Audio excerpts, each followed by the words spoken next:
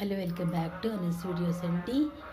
ఈ గురు పౌర్ణమి శుభాకాంక్షలు. ఈరోజు మేము ఎలా పూజ చేసుకున్నామో చూపిస్తానండి.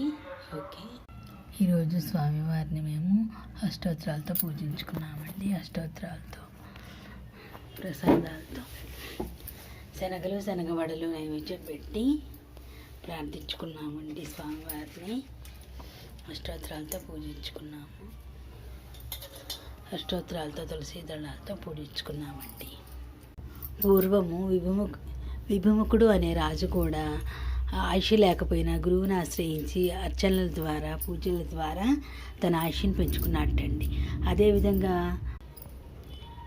దుర్యోధనుడు మాత్రం 128 ఏళ్ళు ఆయుష్ ఉన్నా కానీ ద్రౌపదిని చెరపట్టి అకృత్యాలు చేయటం వల్ల ఆయుష్ 60 ఏళ్ళే బతికట్టండి. సచిదానంద సద్గురు సాయినాథ్ మహారాజ్కి